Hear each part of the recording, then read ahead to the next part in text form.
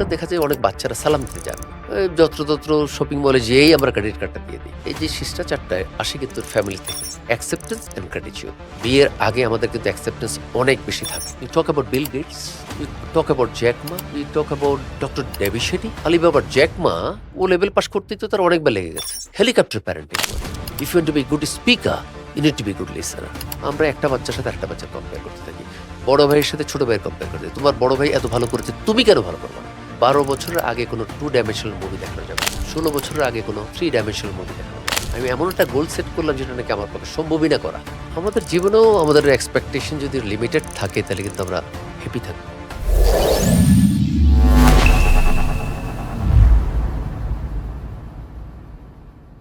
আসসালামু আলাইকুম and very warm welcome to everyone.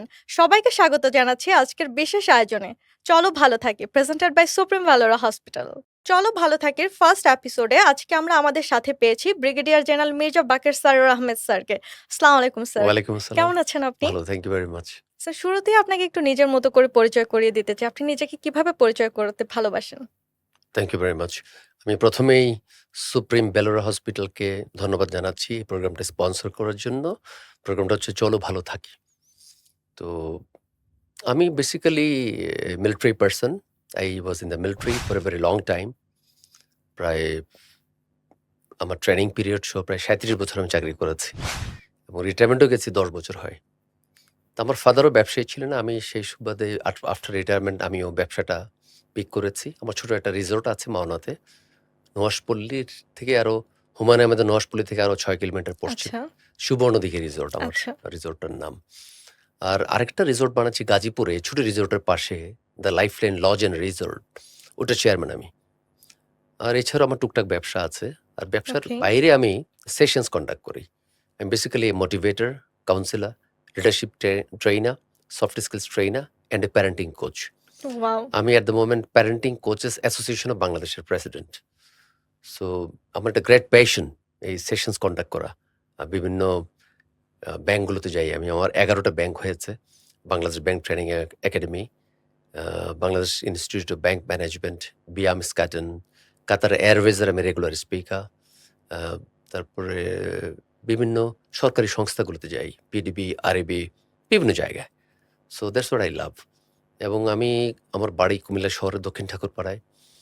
বড় হয়েছি একান্নভুক্ত ফ্যামিলিতে। প্রায় ২৫ জন ছিল আমাদের ফ্যামিলি মেম্বার। চাচা, চাচি, চাচাতো ভাই, বোন সবাই মিলে একত্রে বড় হয়েছি। এখন তো নিউক্লিয়াস ফ্যামিলি হয়ে গেছে। জি জি তো ওখান থেকেই বড় হয়ে ওঠা। I am the second son of my parents. এবং যেটা হয় আরকি, সেকেন্ড সানদের তো একটু সমস্যা থাকে। পড়াশোনা না করার একটা ইয়ে থাকে। আর আমার ফাদার যেহেতু ব্যবসায়ী ছিলেন, আমাদের একটা কোল্ড স্টোরেজ ছিল, ডিপার্টমেন্টাল শপ ছিল, স্টুডিও ছিল, অটোমেটিক রাইস মিল ছিল। তো বাবাও চাইতেন যেন আমি ব্যবসায় জড়িত হই। তো আম্মা আবার চাইতেন না। আচ্ছা এটা নিয়ে আব্বার সাথে আম্মার একটা প্রত্যেক একটা কলহ ক্লাশ লেগে লেগে ক্ল্যাশ থাকতো। লেগে থাকতো। তো আমি ড্রেস টেস পরে আমি রওনা দিতাম স্কুলের জি দিকে। জি স্কুলে যাওয়ার পথেই ছিল আমাদের ডিপার্টমেন্টাল শপটা। আচ্ছা তো ওখানে যেয়ে দোকানে বসে থাকতাম। আচ্ছা আচ্ছা তো আম্মা জানতো না, আম্মা জানতো যে আমি স্কুলে যাই। কিন্তু হুম ক্লাসে হুম তো ফেল করি। তো আম্মা যে টিচারদের হাতে পায়ে ধরে ম্যানেজ করেছে আমার ক্লাসগুলা একটা, একটা করে। তো কোনরকম যখন ক্লাস 10 এ উঠলাম তখন আম্মা বলল যে, "ঠিক আছে, তুমি যদি এসএসসি পাস করতে পারো তাহলে আমি খুশি। হুম আর হুম কিছু চাই না তোমার কাছে।" তো আম্মার কথা মতো এসএসসি পাস করলাম। 10 এ টেনে ভালো রেজাল্ট ছিল না। তারপরে আম্মা আমাকে জোর করে ভর্তি করে দিল কুমিল্লা ভিক্টোরিয়া কলেজে। তো ওখানেও ক্লাসে স্টুডেন্ট ছিলাম আমরা ৩-৪০০। পিছনের রোতে বসে ইয়েস স্যার, ইয়েস ম্যাডাম বলে পিছনের রো দিয়ে বেরিয়ে যেতাম। যে ওই কমন রুমে খেলাধুলা নিয়ে ব্যস্ত থাকতাম, ইনডোর গেমসগুলো। খেলাধুলায় খুবই পারদর্শী ছিলাম বরাবরই। আচ্ছা তো সেভাবেই বেড়ে ওঠা। কোনো রকমে ইন্টারমিডিয়েট পাস করলাম। রেজাল্ট খুব খারাপ ছিল। এমন কোনো ইউনিভার্সিটিতে যে আমি এপ্লাই করব এমন কোনো মার্কস আমার ছিল না। তো তখন আমার দাদা ছিলেন 1913 এর এসএসসি পাস করে কুমিল্লা জেলা স্কুল থেকে। 1915 এ এইচএসসি পাস করা। হুম 1926 এ graduate from Dhaka university and he was a teacher all through his life. Hmm তো উনি আমাকে বললেন যে, "তুমি আহ যেহেতু পড়াশোনার হবে না, তুমি মিলিটারিতে চলে যাও, আর্মিতে।" 79 এর কথা। তো দাদাকে বললাম যে, "আমি তো একটা শব্দ ইংরেজিতে বলতে জানি না।" কুমিল্লা শহরে তখন প্রচলনই ছিল না ইংরেজি কথা বলা। আচ্ছা আর কেউ যদি থ্যাংক ইউ বলতো, হুম তাকে হুম বলতো যে, "এই পোসপাস দেখাচ্ছে সে।" হুম হুম হুম হুম তো আমার মনে পড়ে একটা ঘটনা। ঢাকা থেকে একটা আমাদের বয়সী একটা ছেলে, স্মার্ট ছেলে আমাদের পাড়ায় বেড়াতে এসেছিল। আচ্ছা তোর সাথে যখন দুষ্টামি করছিলাম, সে বলল যে, "please, please don't touch me." আমি বললাম, "এই বেটা গালি দিচ্ছিস কেন? আমি না ইংরেজি বুঝি না।" ধরে নিয়ে গেলাম ঘাড়ে করে, একের ঘাড়ে ধরে দাদার কাছে। দাদা দেখেন সে ওর সাথে দুষ্টামি করছিলাম, সে আমাকে গালি দিয়েছে। হুম, কি হুম। বলে গালি দিয়েছে? বলে, "please, please don't touch me." So সে তো বলেছে অনুগ্রহপূর্বক আমাকে ছুবে না। হুম, এ হুম, তো হুম। গালি নয়। তো আমি তাকে বললাম, "তুই বললেই পারতি যে আমাকে ছুঁইস না। হুম, তো হুম, কেন হুম। তুই আমাকে এভাবে ইংরেজিতে গালি দিলি?" তো দ্যাট ওয়াজ মাই জার্নি এবং তারপরে দাদার কথা মতো রিটেন পরীক্ষা দিলাম। টেনে টুনে পাস করলাম। সবগুলোই আমার জীবনে টেনে টুনে হয়েছে। পাস করার পরে ইন্টারভিউতে গেলাম কুমিল্লা ক্যান্টনমেন্টে। আমার মতো একজন brigadier general, president of the board. উনার ডান পাশে ২ জন অফিসার, বাঁদিকে ২ জন অফিসার। দরজায় এসে যখন দাঁড়ালাম, আমাকে প্রেসিডেন্ট বলছে, "yes, young man come in, sit down. What's your name?" আমি বলছি, "স্যার আমি তো ইংরেজি বুঝি না। আপনি যদি বাংলায় প্রশ্ন করেন তাহলে আমি বাংলায় উত্তর দিতে পারবো।" আচ্ছা। তো উনি বলল যে, "তোমার মতো এরকম অগা ক্যান্ডিডেট তো আর আমি দেখিনি। কোত্থেকে আসছো তুমি?" তো দেখতে, দেখতে ভালো ছিলাম। থ্রু করে দিল। এরপর করলাম মেডিকেলেও থ্রু। এরপর আসলাম ঢাকায় আইসিএসবি করব। এমন কোনো আত্মীয়স্বজন ছিল না। উঠলাম এসে ঢাকা মেডিকেল কলেজের বকশীবাজারের একটা মেডিকেল হোস্টেলে, যেখানে নাকি আমার একটা ব্যাচমেট ছিল আমাদের পাড়ারই, ভেরি ব্রিলিয়ান্ট স্টুডেন্ট, 14 স্ট্যান্ড করা এসএসসিতে। তো ওকে বলল যে, "ভাইয়া তুমি আমাকে একটু জায়গা দিবা?" আমি বললাম, "ডেফিনিটলি।" তো বলল যে, "তুমি কেন এসছো?" আমি বললাম যে, হুম, হুম। "আইসিএসবি করতে এসছি।" বলে, "তুমি একটা আইকিউর বই কিনে নিয়ে আসো।" আমি বললাম, "আইকিউ মানে কি?" সেটাও জানি না। বলল, "যাও তুমি নিউ মার্কেটে পাবা।" আনার পরে সে বলল যে, "ওখানে তো আইসিএসবিতে সেন্টেন্স মেকিং করায়। একটা শব্দ দিয়ে একটা সেন্টেন্স মেক করতে হয়। সাইকোলজিক্যাল মিনিং থাকতে হয় সেই সেন্টেন্সের। সাইকোলজিক্যাল মিনিং না থাকলে আবার মার্কস পাওয়া যায় না।" সে আমাকে বলল, "তুমি ব্লাড দিয়ে একটা বাক্য রচনা করো।" আমি শুধু বলতে পারলাম, "blood is red." Blood red সেটা বলেছি। ব্লাড ইজও বলতে পারি নাই। হুম, বলল, হুম, "তাহলে হুম। তো তুই মার্কস পাবা না। You have to say, I can sacrifice blood for the nation." আমি বললাম, "স্যাক্রিফাইস এর মানেটা কি?" তুমি স্যাক্রিফাইস এর মানেটা যদি না জানো, কিভাবে টিকবা? আমি, "হ্যাঁ, টিকবো। তুমি আমাকে ২০০ টা ওয়ার্ডস দিয়ে সেন্টেন্স মেক করে দাও সাইকোলজিক্যাল মিনিং দিয়ে।" তাই সে করল। আর অস্পষ্ট ছবি দিয়ে বর্ণনা করতে হয় আইসিএসবিতে। সেটাও সে আমাকে শিখালো। ৩ দিন ৩ রাত পড়াশোনা করলাম, করে আইসিএসবিতে গেলাম। আইসিএসবিতে কিভাবে টিকেছি আমি জানি না। Serving after 26 years in the military, I was posted as the president of ICSB. তো ও! তখন আমি আমার হেড ক্লার্ককে বললাম, "আপনি 5th বিএমএ লং কোর্সের সবগুলা ডসিয়ে নিয়ে আসেন।" তো আইসিএসবিতে ৩ টা ডাইমেনশন থাকে। ডেপুটি প্রেসিডেন্ট যিনি নাকি ইন্টারভিউর মাধ্যমে সিলেকশন করেন, উনার পার্টটা, সাইকোলজিস্টরা থাকে, আর জিটিও থাকে, গ্রাউন্ডের বিভিন্ন আইটেম থাকে সেগুলা করায়। তো আমি ডসিয়ার খুলে দেখলাম যে ডেপুটি প্রেসিডেন্টের কাছে আমি ক্রস, সাইকোলজিস্টের কাছে ক্রস আমি, জিটিওর কাছে আমি কোনো রকম বর্ডার লাইনে আমি টিকেছি। Ultimately I was selected as a test case for Bangladesh military academy. Test case means আমরা আইসিএসবিতে, আইসিএসবি মানে ইন্টার সার্ভিসেস সিলেকশন বোর্ড, যেখানে নাকি আমরা ক্যান্ডিডেটদেরকে সিলেকশন করি for training in Bangladesh military academy. তো ওখানে আমি টিকলাম টেস্ট কেস হিসেবে। ৩-৪০০ ক্যান্ডিডেট যদি আমরা ১ বছরে নেই, ১-২ টা ক্যান্ডিডেটকে নেওয়া হয় টেস্ট কেস হিসেবে। সে বাংলাদেশ মিলিটারি একাডেমিতে যে টিকেও যেতে পারে, বাদও হয়ে যেতে পারে। সো আমি টিকলাম টেস্ট কেস হিসেবে।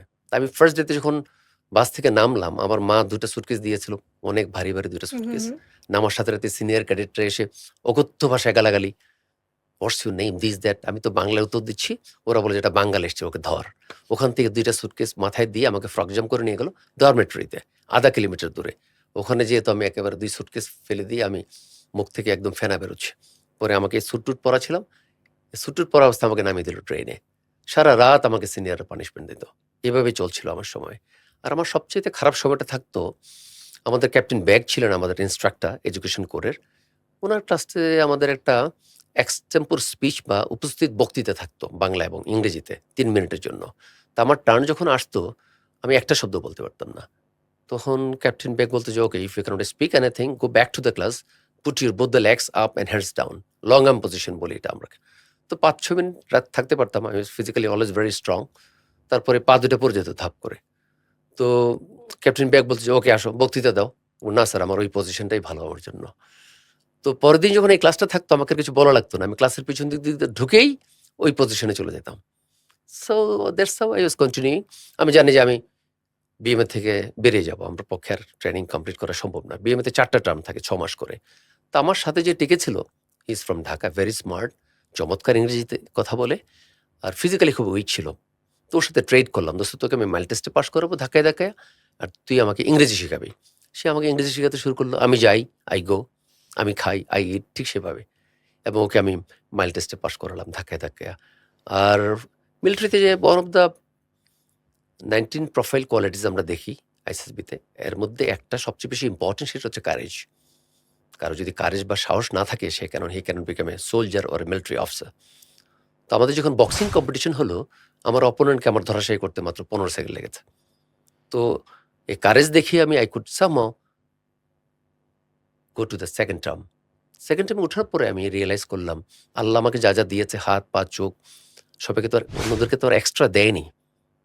সুতরাং আই স্টার্টেড ট্রাইং এবং আস্তে, আস্তে আমার গ্রাফ উপরের দিকে উঠতে শুরু করলো। Finally when I got my commission in 1981, out of 89 cadets, I passed out with 17th position, 17.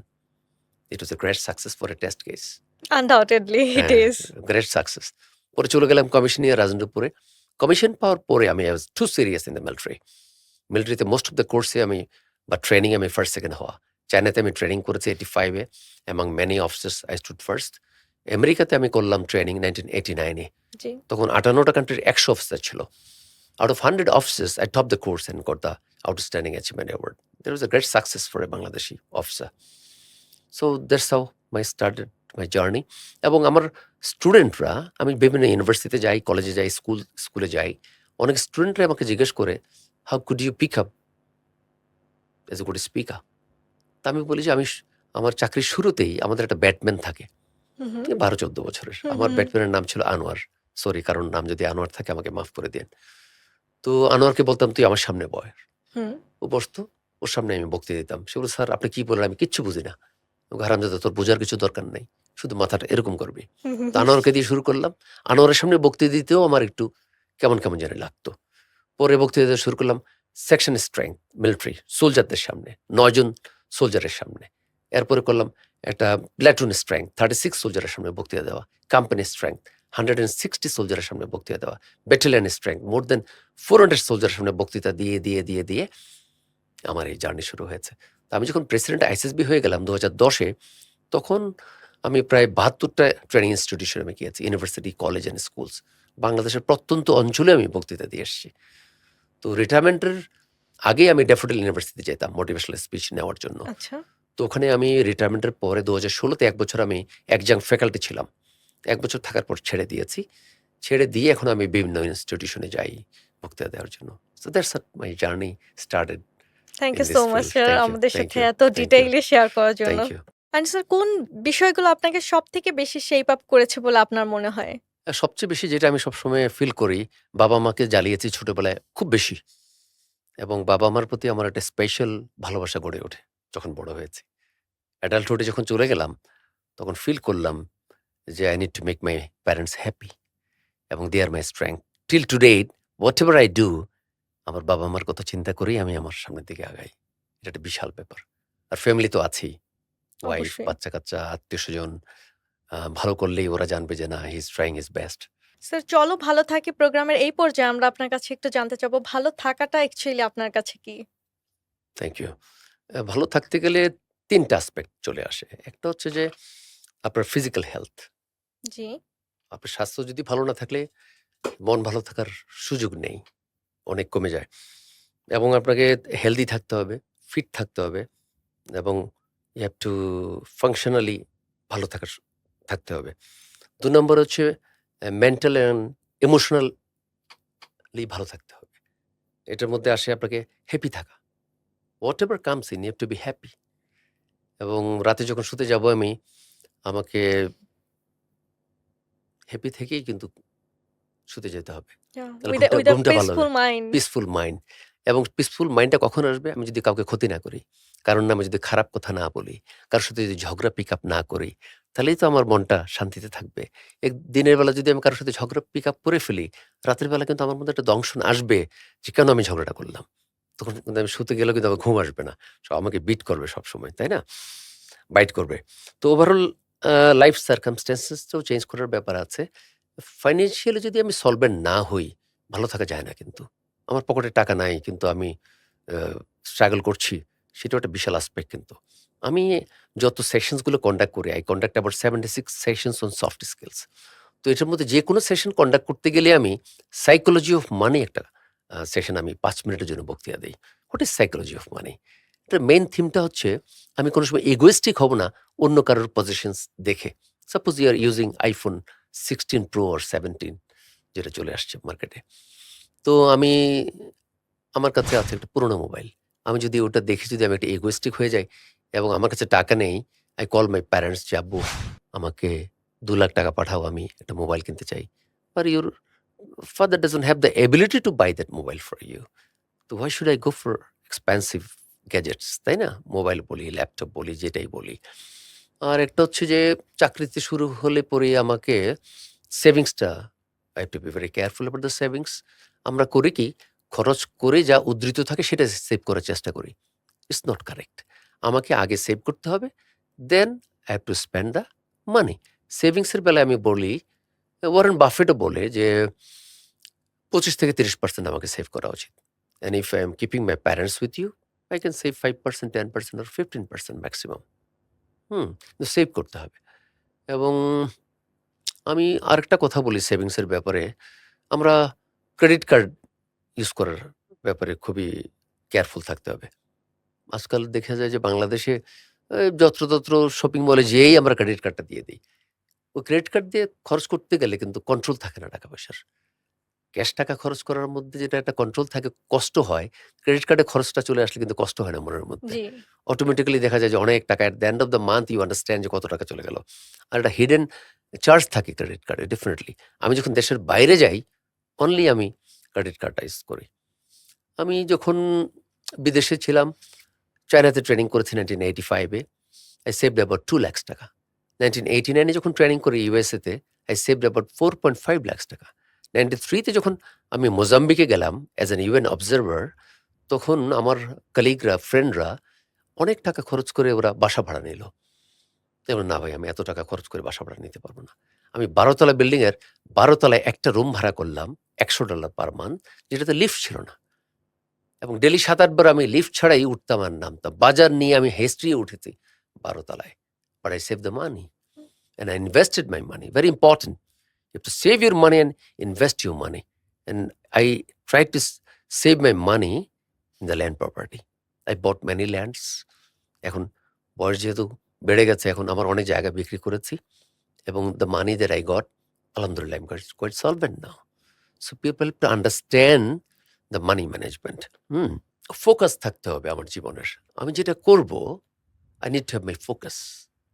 ফোকাসটা না থাকলে কিন্তু ডেভেলপ করা যায় না নিজেকে। জি। অনেকে আমরা একসাথেই ফোকাস করি অনেকগুলো অ্যাসপেক্টের উপরে।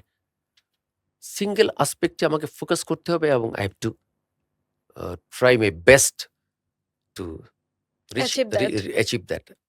achieve my goals. Everybody must have a goal in his or her life. Goal setting একটার উপরে আমি ক্লাস নেই। How to set the goal and how to reach the goal finally. তো দেখা যায় যে অনেকে আমরা গোল সেটিং করেই কিন্তু গোল সেটিং কিন্তু ৩০ বছরের গোল সেট করলাম আমি।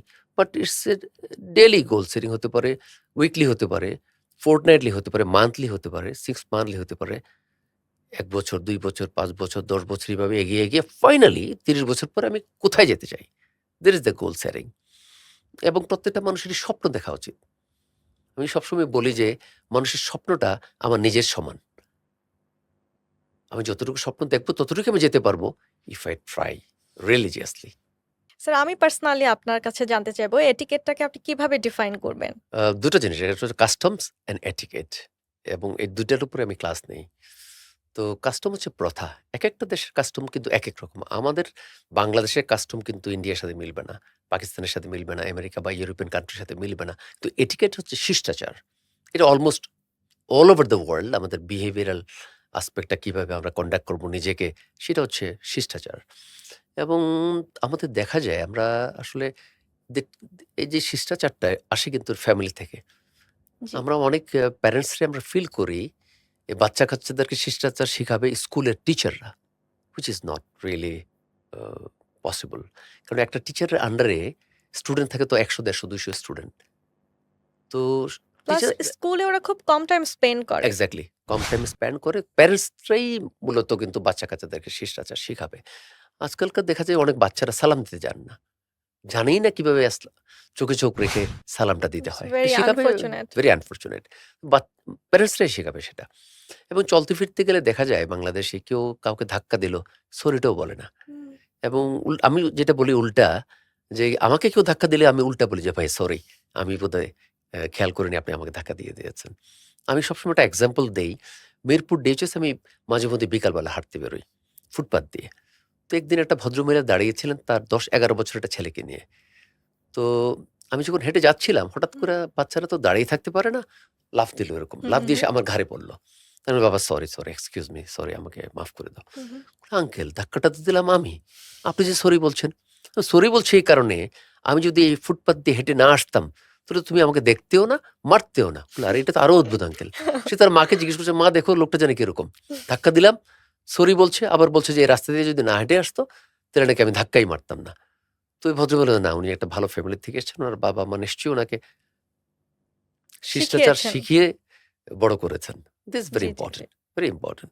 এবং আমি proudly I can say that আমার ছেলে-মেয়ে দুজনেও খুবই ভালোভাবে বড় হয়েছে। শিষ্টাচার জেনে বড় হয়েছে এবং আমার ছেলে স্কলাস্টিকা থেকে পাস করেছে। সে মোস্ট ডিসিপ্লিন স্টুডেন্ট হিসেবে সেটা অ্যাওয়ার্ড পাওয়া। আমার মেয়ে পরপর ২ বছর স্কলাস্টিকাতে morally and ethically gifted child হয়েছে। এটা প্যারেন্টস এর জন্য একটা বিশাল বড় সাকসেস জীবনে আরকি। তো আমি সার্টেনলি। সেটাই বলি যে ওই যে thank you, excuse me, pardon me, this are called magical words. এই ম্যাজিক্যাল ওয়ার্ডস গুলো আমি যত বেশি ব্যবহার করব, তত আমার সমস্যা কম হবে আমার সোসাইটিতে। আপনি মেট্রোতে উঠছেন দেখবেন যে লোকজন পেশেন্স কম আমাদের। মাইকেল জে ফক্স একটা he is a great actor of hmm, USA. Hmm. He was asked upon by the journalist, "What is the reason behind your success at the age of 48?" He simply replied in one sentence that I practice two things every day: acceptance and gratitude. Very important, acceptance. Acceptance না থাকলে পরে সমস্যা হয়। বিয়ের আগে আমাদের কিন্তু acceptance অনেক বেশি থাকে। জি, জি। যখন ফিয়াসের সাথে দেখা করতে যায় রমনা পার্কে অনেক হুম, হুম। acceptance টাইম দিয়েছে ১ টার সময়, ফিয়াসে আসছে ৩ টার সময়, তারপরেও কিন্তু ধৈর্যের অভাব হয় না। কিন্তু বিয়ের পরে ১০ সেকেন্ড দেরি করলেই কিন্তু আমরা পিক করে ফেলি ঝগড়া। এবং this is could be the reason আমাদের এই প্যাশন্স এর কারণে বাংলাদেশে দেখা যাচ্ছে there are more than 65% divorce cases in Dhaka city. It's alarming. সুতরাং আমাদের প্যাশন্স বাড়াতে হবে, গ্র্যাটিটিউড বাড়াতে হবে। এগুলো সব এটিকেটের মধ্যে চলে আসে আরকি। আমি ডাইনিং এটিকেটটাও শেখাই। কিভাবে আপনারা খাওয়া-দাওয়া করবেন। একটা বিয়েবাড়িতে যেয়ে অনেকে দেখা যায় উম হা হাত দিয়ে খাওয়াটা ডিসকারেজ করি না, ঠিক আছে। পারলে চামচ দিয়ে খান বেটার। খাওয়ার পরে অনেকে ঢেক দেয়, পানি আ হুম, হুম, হুম। গ্লাসের পানি মুখে নিয়ে ওটা নিয়ে কুলি করে, টেবিলের মধ্যে হাত ধোয়, তারপর নাক ঝাড়ে, মানে মোবাইল ইউজ করে। আমি বলি যে মোবাইলটাও আপনি কিন্তু টেবিলের উপর রাখতে পারবেন না।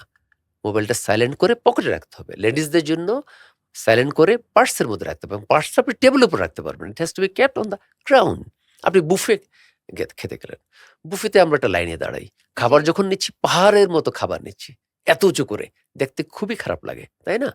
তাই আমি বলি যে, "না এতটা বেশি নিবেন না। বারবার নেন অসুবিধা নাই।" খাবার একবার নেওয়ার পরে ওই ডার্টি প্লেটটা নিয়ে আপনি আবার কিউতে দাঁড়াতে পারবেন না। You have to go with a fresh plate. ওইটাই নিয়ম। হুম?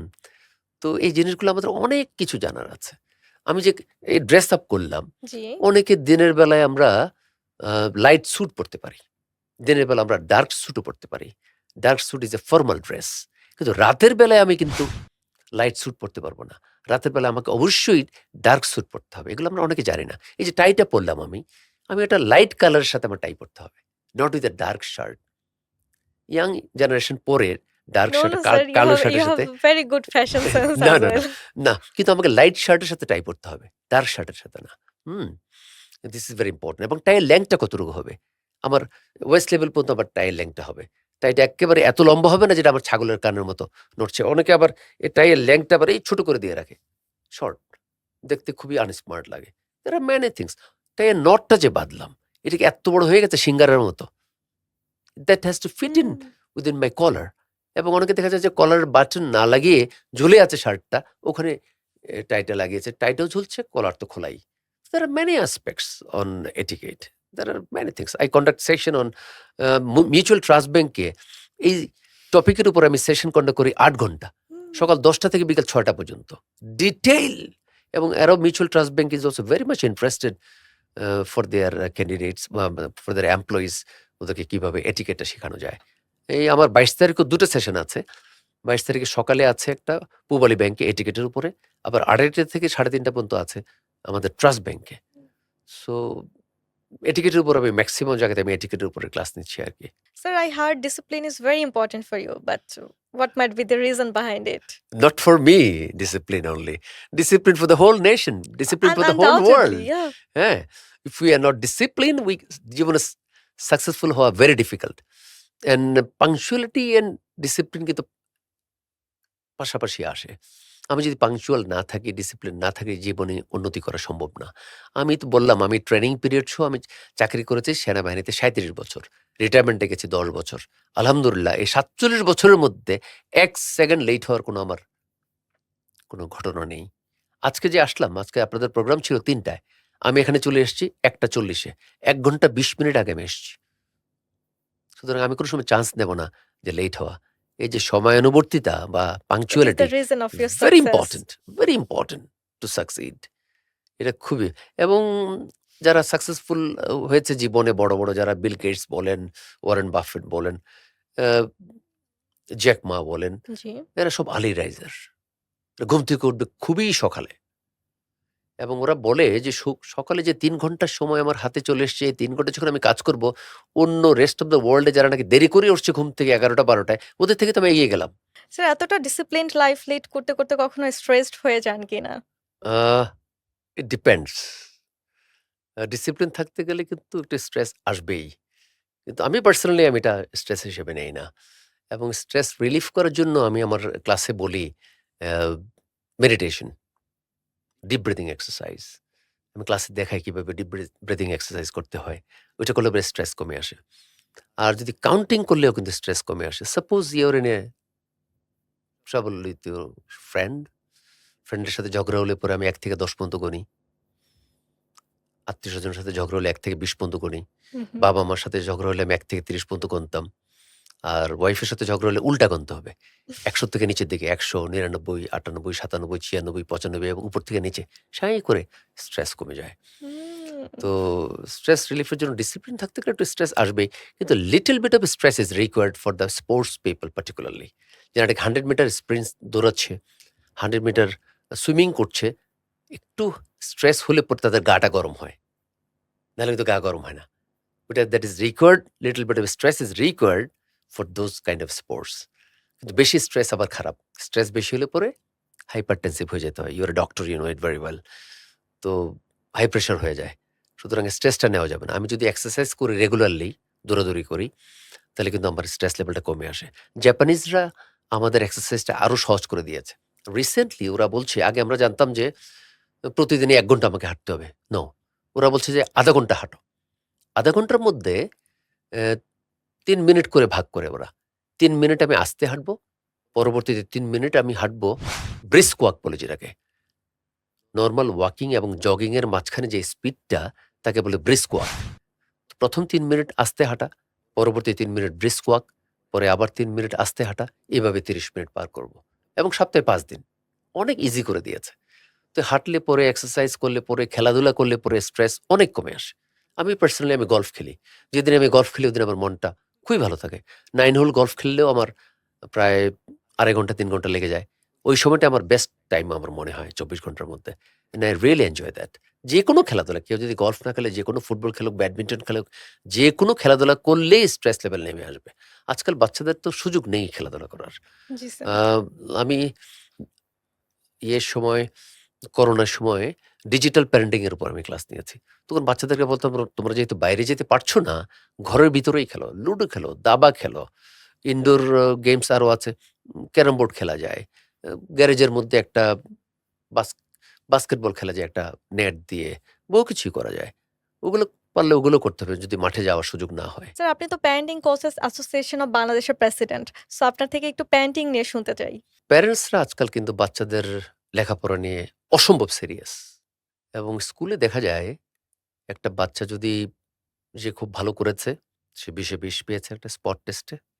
আর উনার বাচ্চা যদি ১৭-১৮ পায়, ওটাতে উনি স্যাটিসফাইড না। ও বাচ্চা যদি ২০ এ ২০ পেতে পারে, তুমি কেন পাবা না? তোমাকে কি কেন আমি কম খাওয়াই নাকি? এই কম্প্যারিজনটা অসম্ভব বেশি।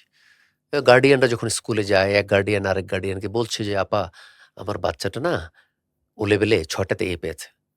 ওই ভদ্রমহিলা তো শুনলই না। "আরে রাখেন, আমার বাচ্চা তো ৮ টাতে এ পেয়েছে।" শুনতে চাই না আমরা। Listening a unhealthy competition. একটা আনহেলদি কম্পিটিশন চলছে আমাদের। Too serious. এবং আমরা বোঝারই চেষ্টা করি না। আমার দাদা একটা কথা বলতো সবসময়। আ "সব ভালো তার শেষ ভালো যার।" তো আমি তো এসছি একেবারেই পড়াশোনা না করে এই জায়গাতে এসছি। আমি সেটা আমার মোটিভেশনাল স্পিচে আমি সেটাই বলি যে, "আমি যদি এই লেভেল থেকে একদম গ্রাউন্ড লেভেল থেকে আমি এই জায়গাতে আসতে পারি, I may not have reached the sky was my limit ওখানে তো আমি যেতে পারিনি। But still I have some achievement in my life." সুতরাং তোমরা যারা এখন ইয়াঙ্গার জেনারেশন তোমরা আমার চাইতে অনেক বেশি স্মার্ট, অনেক বেশি ক্যাপেবল এবং তোমাদের limit should be sky is the limit এবং এরা কিন্তু আল্টিমেটলি ভালো করে। আপনি দেখেন যত সাকসেস স্টোরিজ আছে, you talk about Bill Gates, you talk about Jack Ma, you talk about doctor Devi Shetty. Doctor Devi Shetty তো মেডিকেল কলেজে ভর্তি হয়েছে ৩ বারে। আলিবাবার জ্যাক মা ও লেভেল পাস করতেই তো তার অনেকবার লেগে গেছে। বিল গেটস ওরা একই অবস্থা, ব্যাক বেঞ্চার ছিল। তো ওরা কি ভালো করেনি? এই জিনিসটা আমরা প্যারেন্টসরা রিয়ালাইজ করি না। আর আমরা প্যারেন্টসরা আরেকটা যে কাজ করি আমরা হেলিকপ্টার প্যারেন্টিং করি। হেলিকপ্টার প্যারেন্টিং মানে হচ্ছে হেলিকপ্টার যেরকম একটা হোভারিং করে মাঠের উপরে এক জায়গায় দাঁড়িয়ে আমরা প্যারেন্টসরাও হেলিকপ্টার প্যারেন্টিং করি। মানে আমি বাচ্চাদের অ্যাক্টিভিটিস গুলো মনিটর করছি very closely and trying to interfere in each and every aspect, যেটা নাকি খুবই খারাপ। বাচ্চাদেরকে ফ্রিডম দিতে হবে। পার্টিকুলার টিনেজাররা ফ্রিডম চায় এবং ফ্রিডম চাইলে পরেও দুটো জিনিস এখন প্রত্যেকটা ফ্যামিলিরই দুটো জিনিস থাকে। একটা হচ্ছে উম, আপনার ফার্ম রুলস, আর একটা হচ্ছে ফ্লেক্সিবল রুলস। ফার্ম রুলটা বাচ্চাদের সাথে বসেই আমাকে সেট করতে হবে কোন কোন আসপেক্টে আমার বাচ্চা ফার্ম রুলগুলো ডিসওবে করবে না। লাইক আমার ছেলেকে যদি আমি বলি, বাবা তুমি 18 বছর আগে ড্রাইভিং করতে পারবা না, এটাই নিয়ম। এবার সে যদি 15 বছর বয়সে ড্রাইভিং করতে যায় তাহলে সে ফিক্সড রুলটা ডিভিয়েট করলো। হুম? ফ্যামিলির ভ্যালু যদি চলে আসে, কোয়েশ্চেনটা যদি চলে আসে, it's the question of family values, তখন কিন্তু এটা ফিক্সড রুল থেকে বেরিয়ে আসবে। এটা করতে দেওয়া যাবে না। ফ্লেক্সিবল রুল হচ্ছে আপনার বাচ্চা একটু আ গল্প করতে চায়, আড্ডা মারতে চায় ফ্রেন্ডদের সাথে, অ্যালাও হিম অর হার। একটু মডার্ন ড্রেস আপ করতে চায় বাচ্চারা আজকাল, মেয়েরা বিশেষ করে, ছেলেরাও করে। ওদেরকে সেটা অ্যালাও করতে হবে। খুব রিজিড হয়ে গেলে সমস্যা। হুম? আর প্যারেন্টাল কোচিং আমি বলি সেটাই। আরেকটা জিনিস হচ্ছে যে বাচ্চাদেরকে সবসময় গাইড করা। কোন সাবজেক্টে সে ভবিষ্যতে পড়বে। অনেক বাচ্চারা না বুঝে এটাকে বলি ইনফ্যাচুয়েশন বা মোহ। কোনো বাচ্চা হঠাৎ করে কোনো চিন্তা করে যে ভবিষ্যতে বোধহয় এই চাকরিতে গেলে পরে আমার সেলারি অনেক বেশি হবে। সুতরাং ওই লাইনে সে যেতে চায়। কিন্তু তার এবিলিটি নাই ওই সাবজেক্টে পড়ার। জোর করেই পড়তে যাবে। সুতরাং প্যারেন্টসরা কিন্তু গাইড করবে বাচ্চাদেরকে। তুমি বাবা এই জায়গাতে ভালো। তোমাকে এটা নিয়ে তোমাকে পড়লে পরে ভালো হয়। এটা যদি বাচ্চারা শুনে তো ভালো কথা, বোঝানোর চেষ্টা করবে প্যারেন্টসরা। কোন লাইনে গেলে ভালো হয়। টিচাররা গাইড করবে। সে অনুযায়ী যাওয়া উচিত। এবং এই প্যারেন্টিংটা একটা কিন্তু লম্বা জার্নি। এটা তো শেষ নাই কোনো। আপনার সময় দেওয়া। আমি বলি 5 সি বলি আরকি। 5 Cs of connectivity with the children. ১ম এই আসে আপনার কানেক্ট, সংযোগ স্থাপন করা বাচ্চাদের সাথে। তো অনেক আমরা যেহেতু আর্মিতে চাকরি করেছি, আমরা সময় দিতে পারিনি। ফাদার হিসাবে সময় দিতে পারিনি। বাচ্চাদের কাছে মাপ চেয়ে নিয়েছি যে, "বাবা-মা তোমাদেরকে আমি সময় দিতে পারিনি, আমাকে মাফ করে দিও।" তো এই কানেক্ট করতে গেলে, সংযোগ করতে গেলে বাচ্চাদেরকে শুনতে হবে। Listening is very important from the children. আপনি একটা কথা জানলে আপনি অবাক হবেন। আমরা যদি ৮০০ কোটি লোককে যদি আমরা এভারেজ করি এই দুনিয়ার, আমরা একজন আরেকজনকে এভারেজে শুনি less than 9 seconds. But a jellyfish can listen more than 9 seconds. So we are worse than the jellyfish. শুনতে চাই না। একেবারে শুনতে চাই না কাউকে। আপনি দেখেন আজকাল কেউ শুনে না। আমরা, "You are not a good listener. If you want to be a good speaker, you need to be a good listener." Very simple. এবং বাচ্চাদের কথা শুনতে হবে। ছোট এতটুকু বাচ্চার সাথে যদি আমি কথা বলি, দাঁড়িয়ে কথা বলব না। আমি kneel down হয়ে বাচ্চার একই হাইটে এসে আমি ওর কথা শুনবো। আপনি অফিস থেকে এসে বাসায় কম্পিউটার অপারেট করছেন। ইন দ্য মিনটাইম আপনার বাচ্চা একটা ছবি এঁকে এসে আপনাকে দেখালো, "আব্বু দেখো আমি একটা ছবি এঁকেছি।"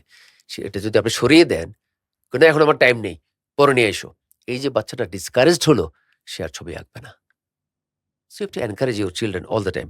কমপ্লিমেন্ট করতে হবে, প্রশংসা করতে হবে। এর মধ্যে আরেকটা জিনিস আমি বলি, মাসে পার্টিকুলার টিনেজার্সদেরকে নিয়ে মাসে একবার ০.৫ ঘন্টার জন্য বসতে হবে বাচ্চাদের সাথে।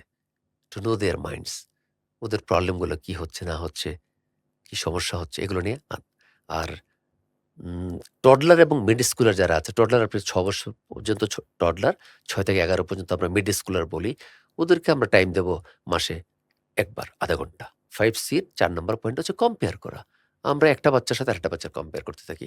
বড় ভাইয়ের সাথে ছোট ভাইয়ের কম্পেয়ার করতে থাকি। তোমার বড় ভাই এত ভালো করেছে, তুমি কেন ভালো করবা না? পাশের বাসায় ওই বাচ্চাটা ভালো করেছে, তুমি কেন ভালো করছো না? No comparison whatsoever. নিজের বাচ্চার সাথেও কম্প্যারিজন করা যাবে না, অন্য বাচ্চার সাথেও কম্পেয়ার করা যাবে না। হ্যাঁ? ক্রিটিসাইজ করা যাবে না। খারাপ করেছে আমি তাকে ক্রিটিসাইজ করছি। সে ডিসকারেজড হবে। সে আর ভালো করার চেষ্টা করবে না। হুম? একটা এক্সাম্পল দেই। একটা বাচ্চা ২০ এর মধ্যে ১৪ পেয়েছে, ১০ পেয়েছে। খুবই পার্ট আপ তার বাবা-মা। তুমি কেন ১০ পাইলা? অনেক কিছু বোঝানোর পরে সে পরের পরীক্ষায় সে ২০ এ ১৪ পেল। তাহলে ইমপ্রুভমেন্টটা কত হলো? 40% ইমপ্রুভমেন্ট হয়েছে। You should be happy and contented about your child's success. তো না, তোমাকে ১৮, ১৯, ২০ পাইতে হবে। ওয়াই? সুতরাং প্যারেন্টসদেরকে বুঝতে হবে বাচ্চাদেরকে নিয়ে। বেশি চাপ দিলে ওরা ভালো করবে না। আস্তে আস্তে ভালো করবে। স্যার, আজকালকার বাচ্চাদের সেলফোন অ্যাডিকশন অনেক বেড়ে গিয়েছে। হুম, হুম। সো এই বিষয়টাতে আপনি কিভাবে গাইড করবেন? অ্যাডিকশন তো আমরা প্যারেন্টসরাই করিয়েছি। মা একটা মোবাইল নিয়ে বসে থাকে। ১-১.৫ মাসের বাচ্চাটা ওকে একটা মোবাইল ধরিয়ে দেয় এবং ওখান থেকে ঠুসে খাওয়াচ্ছে। কি খাচ্ছে বাচ্চাটা আমি নিজেও জানি না। And parents are responsible for spoiling their children. এই ছোট বাচ্চা যাকে আমি একটা মোবাইল ধরিয়ে দিচ্ছি ১-১.৫ মাস ২ মাস বয়সে, ওর তো শেষ। ওর ব্রেইন শেষ, চোখ শেষ। আমরা বলি প্যারেন্টাল কোচিং এ ১২ বছরের আগে কোনো 2 ডাইমেনশনাল মুভি দেখানো যাবে না। ১৬ বছরের আগে কোনো 3 ডাইমেনশনাল মুভি দেখানো যাবে না। আমি আবার আমার একটা চেম্বার আছে মিরপুর ডিএইচএস এ আমার বাসার নিচে। ওখানে আমি মোটিভেশনাল কাউন্সেলিং করি। তো বাচ্চাদেরকে কাউন্সেলিং করি। অনেকে আবার ড্রাগ অ্যাডিক্ট থাকে, মোবাইল অ্যাডিক্ট থাকে। এই সমস্ত বাচ্চাদেরকে নিয়ে আসে প্যারেন্টসরা। ওদেরকে কিভাবে কারেকশন করানো যায়। তো একজন ভদ্রলোক এবং ভদ্রমহিলা একটা বাচ্চাকে নিয়ে এসছে। বাচ্চাটার বয়স ১০ বছর এবং ১০ বছরের বাচ্চা সে স্কুলে যায় না। আচ্ছা। ইন্টারেস্টিং। স্কুলে যায় না। আমি বললাম, "তুমি স্কুলে যাও না কেন?" হুম, হুম। বলল, "আঙ্কেল আমি ভাল লাগে না স্কুল। আমি মোবাইল খেলি।" "মোবাইল খেলো মানে?" সে ১৬-১৭ ঘন্টা মোবাইলে থাকে। তো উনার বাবা-মাকে জিজ্ঞেস করলাম বাচ্চাটার বাবা-মাকে যে, "আপনারা কোনো মিথ্যার আশ্রয় নিতে পারবেন না।" হুম, হুম। ভদ্রলোককে জিজ্ঞেস করলাম, "আপনি অফিস থেকে এসে কটা পর্যন্ত মোবাইল চালান?" "স্যার ১২টা-১টা পর্যন্ত চালাই।"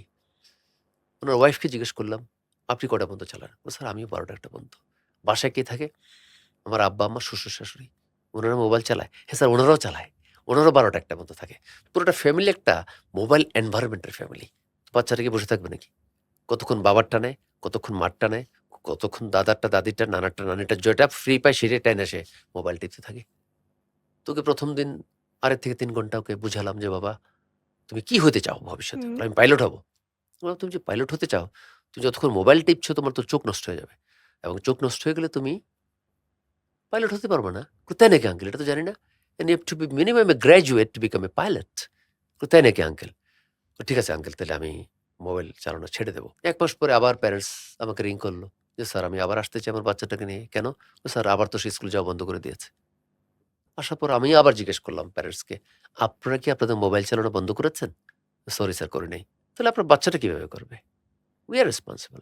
২৪ ঘন্টার মধ্যে একটা বাচ্চা মিড স্কুলার বা টিনেজার ২ ঘন্টা মোবাইল চাপবে অথবা টিভি দেখবে এবং টিভি দেখারও নিয়ম আছে। আমার বাসায় যে আমি টিভিটা চালাবো, ডায়াগোনালি যদি টিভির লেংথটা হয় ৩ ফিট, তাহলে আমাকে বসতে হবে ৩-৫ ১৫ ফিট পিছনে। আমার যে টেলিভিশনের যে লাইটটা আছে লিমিনোসিটি, ওটার চাইতে আমার ঘরের আলো হতে হবে ৩ গুণ বেশি। আদারওয়াইজ চোখ খারাপ হবে। তারপরে প্যারেন্টসরাই তো রেসপন্সিবল বাচ্চাদেরকে মোবাইল ধরিয়ে দেওয়াটা। যেটা এখন ছাড়াতে না পারলে করতে হবে কি? কন্ট্রোল করতে হবে। রাত্র ১১টার সময় আপনি একটা বক্স বানাবেন। এটার মধ্যে তালা থাকবে। আপনার ল্যাপটপ, মোবাইল বক্সের ভিতরে। আপনার ওয়াইফের ল্যাপটপ, মোবাইল ওই বক্সের মধ্যে। বাচ্চাদেরকে বললেন, "জমা দাও। কালকে তোমার সকাল বের হয়ে স্কুল শেষ হয়ে বিকালবেলা তুমি ২ ঘন্টার জন্য মোবাইলটা পাবা। শেষ। বাচ্চা যখন দেখলো তার প্যারেন্টসের মোবাইলই চলে গেছে বক্সের মধ্যে, সেও বাধ্য থাকবে মোবাইলটা জমা দেওয়ার জন্য। That's how we have to control. অস্ট্রেলিয়াতে নতুন রিসেন্টলি নিয়ম করেছে। ১৫ বছর আগে কেউ আর মোবাইল ফেসবুক চালাতে ইউজ পারবে না। করতে না, পারবে না। পারবে না, পারবে না। বন্ধ করে দিয়েছে ওরা। তো if Australia can, why we Bangladeshis can't control that? এটা আমাদের ইয়াঙ্গার জেনারেশনকে একদম ধ্বংস করে দিচ্ছে। একদম ধ্বংস। দর্শক, আশা করি আপনারা সবাই এতক্ষণ ধরে মনোযোগ সহকারে উপভোগ করেছেন আমাদের চলো ভালো থাকি প্রোগ্রামটি। এ পর্যায়ে আমরা স্যার থেকে শুনে নিব মনোযোগ ধরে রাখার কিছু উপায় স্যার। Thank you. বাচ্চাদের বা স্টুডেন্টদের মনোযোগ একরকম হয়। যারা নাকি আমরা অফিসে কাজ করি তাদের বেলায় আরেক রকম হবে। বাচ্চাদের বেলায় দেখা যায় যে বাচ্চারা কনসেনট্রেট করতে পারে না কোনোটা পড়াশোনায় বেশিক্ষণের জন্য। ২০, ২৫, ৩০ মিনিট পরেই উসখুস করতে থাকে। Allow your kid to take a break. Take a break for 10-15 minutes, একটু ঘুরে আসুক। হুম? জি। আসলে পরে কিন্তু আবার কনসেনট্রেট করতে পারে। যারা আমরা সেডেন্টারি জব করি বা অফিসের কাজ করি বসে অনেকক্ষণ ধরে, আমি আমার পার্টিসিপেন্টদেরকে আমার বক্তৃতায় সেটাই বলি। ৫০ মিনিট পরে অবশ্যই আপনারা ৫ থেকে ১০ মিনিট একটা ব্রেক নিবেন। তো স্যার আমাদের বসরা তো সেটা পছন্দ করে না। না, ঠিক আছে। ব্রেকটা ওইভাবে নেন, দাঁড়িয়ে কাজ করেন। তাও বেটার। হুম, হুম। আমি ট্রাস্ট ব্যাংকের একজন ম্যানেজারকে জানি। উনি সিটে তো বসেই না। মিরপুর ডিএইচএস এ আগেও ছিলেন মিস্টার বাশির, এখন আরেকজন আছেন। সিটে বসেই না। র‍্যান্ডম দেখি যে উনি চেক নিয়ে চলে যায় কাউন্টারে, ক্যাশিয়ারের কাছে। পিয়ন আছে, তাও উনি যায়। আমি বলি, "আপনি যাচ্ছেন কেন?" বলছে, "আমার একটু হাঁটা হয়।" ইন্টারেস্টিং। এই যে ব্রেকটা নিচ্ছে উনি, উনি কিন্তু উনার হার্ট না হয়তো সিজ করে যাবে। ১-১.৫ ঘন্টা, ২ ঘন্টা, ৩ ঘন্টা যদি আমি এক চেয়ারে হুম, বসে হুম, হুম। কাজ করি, তো আমার সবকিছু ব্লক হয়ে যাওয়ার কথা। তাই না? সুতরাং আমাদের ব্রেক নিতে হবে। ৫০ মিনিট পরে নেন, ৬০ মিনিট পরে নেন, 90 মিনিটস পরে নেন, but you have to take a break after certain period. তারপরে হচ্ছে মিনিমাইজ ডিস্ট্রাকশনস। বাইরে আওয়াজ হচ্ছে। হুম, হুম। ড্রিলিং করছে একটা পার্শ্ববর্তী বাসায় রাতের বেলা। তাকে রিকোয়েস্ট করতে পারেন যে, "সরি, আপনারা দিনের বেলা করেন, রাতের বেলা করলে তো আমার বাচ্চারা পড়তে পারছে না।" এই যে ডিস্ট্রাকশনটা হয়, অতিরিক্ত আওয়াজ হয়, এটার জন্য কিন্তু বাচ্চারা কনসেনট্রেট করতে পারে না। হুম? আর যেকোনো মানুষের জন্যই এনাফ স্লিপটা প্রয়োজন। একদম শিশু বাচ্চার জন্য তো ঘুমের দরকার ১২ ঘন্টার বেশি। এটা অ্যাডাল্টহুড এর জন্য, অ্যাডাল্ট যারা, ওদের জন্য ৭ থেকে ৮ ঘন্টা দরকার ঘুমানো। ভালো ঘুম না হলে কিন্তু মনোযোগ রাখাটা ডিফিকাল্ট হয়ে যায়। ব্যায়াম করতে হবে। আপনি ব্যায়াম করলে পরে আপনার ঘুমটাও ভালো হবে। ঘুম ভালো হইলে মনোযোগটাও ভালো হবে। একটার সাথে একটা রিলেটেড কিন্তু। তাই না? জি স্যার। একটা কাজের দিকে সবসময় ফোকাস করতে হবে।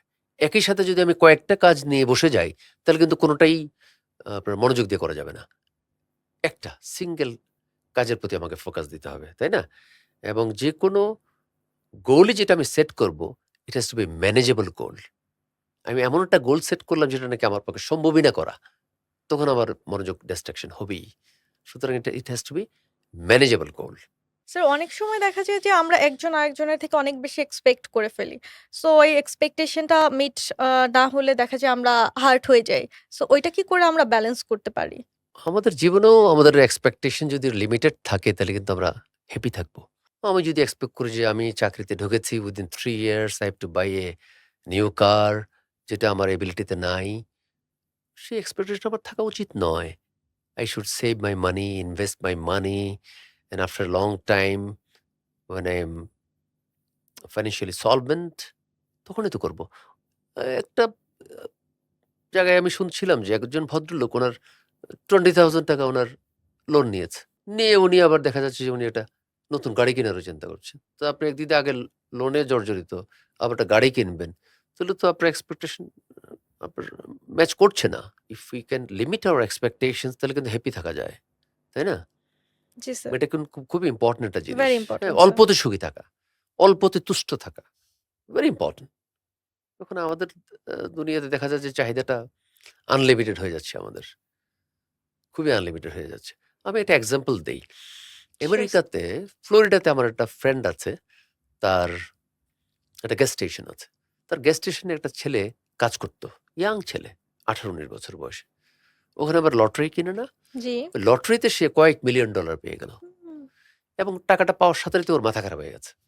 সে ২-৩ টা গাড়ি, গার্লফ্রেন্ড, এটা সেটা করে টরে এই within 3 years he spent all his money. আবার এসছে ওই গ্যাস স্টেশনে।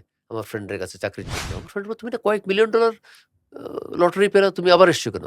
কই, "আমি তো সব উড়াই দিয়ে শেষ করে ফেলছি।"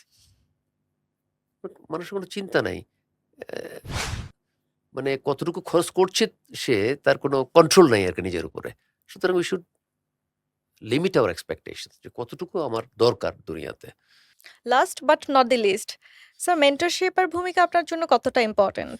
Very, very important. Very, very important. একজন মেন্টর থাকলে পরে দিক নির্দেশনা পাওয়া যায়, সঠিক দিক নির্দেশনা। যিনি mentor, he is more experienced person than the mentee, যিনি নাকি মেন্টরশিপের কাছে গিয়েছেন। তো এই যারা মেন্টর, ওনারা গাইডলাইন দিয়ে থাকে, ডাইরেকশন দেয়, proper direction. They try to personal গ্রোথটাকে ডেভেলপ করার জন্য চেষ্টা করে, সাপোর্ট করে, এনকারেজ করে। আমি ছোট একটা এক্সাম্পল দিতে চাই। তাইওয়ানে একটা স্কুলে একটা ছেলে পড়তো। সে ছিল একেবারে টেইল এন্ডার। খুবই খারাপ রেজাল্ট ছিল। তার টিচার ছিল একজন, যার নাকি ৫০ বছরের অভিজ্ঞতা ছিল টিচারের। তো টিচার ওই ছেলেটাকে তার বাসায় ডাকলো একদিন। ডিনার-টিনার করায় বলল যে, "You may be the last student in your class. But what I see in you, you have lot of potentialities to rise high. তোমার মধ্যে সেই এবিলিটিটা আছে। I can exactly understand." প্যারেন্টসরা যেরকম, আমি আমার প্যারেন্টাল কোচিং এ বলি, প্রত্যেকটা বাচ্চাই জন্মায় দুনিয়াতে যেকোনো একটা ট্যালেন্ট নিয়ে, এবং ট্যালেন্ট হান্ট করার মেইন রেসপন্সিবিলিটি হচ্ছে প্যারেন্টসের, তারপরে টিচারদের। এবং ৩৫ বছরের মধ্যে যদি আমি ট্যালেন্টটা আইডেন্টিফাই করতে না পারি, তাহলে কিন্তু এটা ডিমিনিশ হয়ে যায়, আর থাকে না ওই ট্যালেন্টটা। সুতরাং ওই বাচ্চাটাকে যখন ডাকলো টিচার, তখন বলল যে, "তোমার ভিতরে আমি অনেক ট্যালেন্ট দেখতে পাই, তুমি খুবই ভালো করবা জীবনে, তুমি যদি ট্রাই করো।" এবং ওই বাচ্চাটা ঠিকই ট্রাই করতে শুরু করলো, একটু সিরিয়াস হয়ে গেল ক্লাসে, এবং he did very good in the school. পরে সে একটা সাংবাদিক হয়ে গেল। এমন সাংবাদিক, একেবারে তাইওয়ানের নাম করা সাংবাদিক সে। তো সে একটা রিপোর্টিং করতে যেয়ে একদিন একটা চোর কোন একটা জায়গায় চুরি করেছে, এমনভাবে চুরি করেছে, এবং এই চুরিটা ছিল খুবই এক্সপার্ট হ্যান্ডের।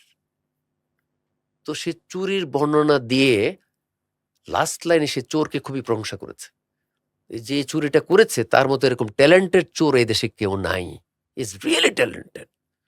ফরচুনেটলি ওই চোরটা ওই পত্রিকাটা পড়ছে। পড়ার পর সে যখন দেখলো যে, আরে আমাকে তো প্রশংসা করেছে, আমার নিশ্চয়ই ভালো ট্যালেন্ট আছে আমার। If I do something, I can do very well. এবং সে চুরি বাদ দিয়ে সে একটা প্রফেশনে ঢুকলো। নিজে সে ট্রাই করে ১০ বছরে সে মিলিয়নিয়ার হয়ে গেল। এবং পরে খুঁজে বের করলো এই সাংবাদিককে। বের করে বলল যে, "স্যার, আপনার এই কথায়, আপনার এই প্রশংসায় আমি আজকে এই জায়গায় দাঁড়িয়েছি। এবং আজকে আপনার সামনে এসেছি just to give a word of thanks, যে আপনি আমার জীবনটা চেঞ্জ করে দিয়েছেন।" Just think about a mentor. একটা মেন্টর একটা মেন্টিকে কোথায় নিয়ে যেতে পারে?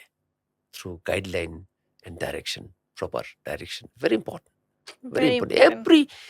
এভরি আমরা যে চাকরিতে ঢুকি, চাকরিতে ঢোকার পরেই এমপ্লয়িরা they should find out a person who could be his mentor. এটা খুবই ইম্পর্টেন্ট, একটা মেন্টর ধরে। অনেকে এন্টারপ্রেনার হতে চায় আজকাল। চাকরি না করে এন্টারপ্রেনার হতে চায়। এন্টারপ্রেনার হতে গেলে ২ টা জিনিস সবচেয়ে বেশি ইম্পর্টেন্ট। নাম্বার 1 হচ্ছে কারেজ। নাম্বার 2 হচ্ছে humility.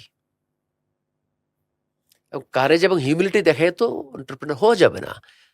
If you are not quite experienced. এবং এক্সপেরিয়েন্সটা কোত্থেকে আসবে? আমাকে তো চাকরি করতে হবে। ৭-৮ বছর চাকরি করলে পরেই তো আমি এক্সপেরিয়েন্স পারসন হব, এবং কোথাও যে আমি এন্টারপ্রেনারশিপ করতে পারবো। সেটা অনেকেই জানে না, এবং মার খাচ্ছে সেই কারণেই। দর্শক, এতক্ষণ ধরে আপনারা আমাদের সাথে দেখছিলেন সুপ্রিম ভ্যালোরা হসপিটাল প্রেজেন্টস চলো ভালো থাকি এর প্রথম এপিসোড। তো ফাইনালি এবার আমরা আপনার থেকে শুনে নিব ভালো থাকার কিছু কুইক টিপস। শেষ করার আগে আমিও ধন্যবাদ জানাতে চাই সুপ্রিম বেলোরা হসপিটালকে এই চমৎকার একটা প্রোগ্রামে আমাকে দাওয়াত দেওয়ার জন্য। Thanks to you also. Thank you hmm. Very much sir. তো ভালো থাকার সিক্রেট হচ্ছে, যেটা আমি পার্সোনালি ফিল করি, ১ম এ হচ্ছে মেনে নেওয়া। ২ নম্বর হচ্ছে মানিয়ে নেওয়া। মেনে নেওয়া, মানিয়ে নেওয়া। তারপর হচ্ছে পজিটিভ থাকা। সবসময় পজিটিভ থাকা। আমি বলেছি যে আমাদের অনেকেরই পজিটিভ মাইন্ড গ্রোথ থাকে, অনেকের আবার নেগেটিভ মাইন্ড গ্রোথ থাকে। আমি অনেক সময় বলতে পারি যে কোনো কিছু প্রশ্ন করলে পরে যারা পজিটিভ মাইন্ড গ্রোথের লোক, "I do not know yet." আর নেগেটিভ মাইন্ড গ্রোথ বলবে, "I don't know." This is the difference between a positive mind গ্রোথের পারসন এবং নেগেটিভ মাইন্ড গ্রোথের।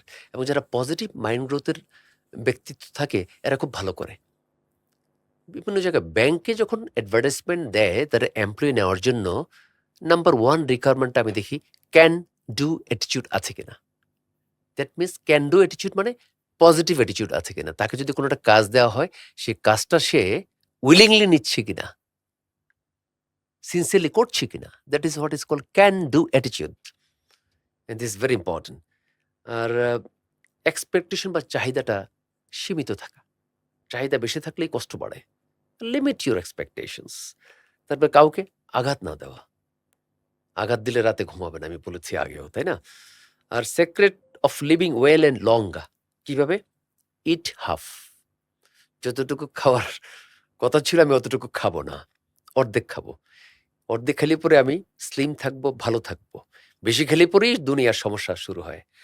এবং ওয়াক ডাবল, ইট হাফ, ওয়াক ডাবল, লাভ ট্রিপল। এবং হাসি, আমি কারোর সাথে কথা বলতে হেসে কথা বলবো এবং কাউকে না পেলে নিজে নিজেই অর্থ হাসি দেব। আমি সিঙ্গাপুরের একজন ভদ্রমহিলা স্ট্রেস ম্যানেজমেন্টের উপর ক্লাস নেয়। উনি ওটাতে বলেছে যে নিজে নিজেই পাগলের মতো ডেলি হাসবা। যত বেশি হাসবা তত তোমার ভিতর থেকে ডোপামিন সিক্রেশন হবে, এন্ডোরফিন সিক্রেশন হবে এবং সেরোটোনিন সিক্রেশন হবে। এই সিক্রেশন হলে পরে ভালো থাকবে তুমি। All the happy all hormones. The happy hormones, হ্যাঁ। And love without any condition. Conditional love করা যাবে না, হ্যাঁ। অ্যান্ড ফিজিক্যাল ওয়েলবিং এর জন্য eat a balance diet. Balance diet আমাদেরকে খেতে হবে। স্টে হাইড্রেটেড, পানি খেতে হবে। অনেকের ধারণা আমাদের মতো 12-14 গ্লাস পানি খেতে হবে। You are a doctor, you know it very well. আমি যদি খুব বেশি পানি খাই তাহলে আমার কিডনির উপর প্রেশার পড়বে। আবার কম খেলেও কিডনির জন্য ক্ষতি। অতটুকুই আমি পানি খাবো। ইউরিনেশন করার পরে আমি যদি কালারটা দেখি যে খুব বেশি কনসেন্ট্রেটেড কালার হয়ে গেছে, তখন আপনাকে পানি খেতে হবে বেশি। একটা অ্যাডাল্ট পার্সনের জন্য সাধারণত 7 থেকে 8 গ্লাস পানি খাওয়াটা যুক্তিযুক্ত। তারপর দেখতে হবে। জি স্যার। হুম। তারপর এক্সারসাইজ রেগুলারলি, যেটা আমি বলেছি। প্রায়োরিটাইজ স্লিপ, যেটা বললাম একটু আগে।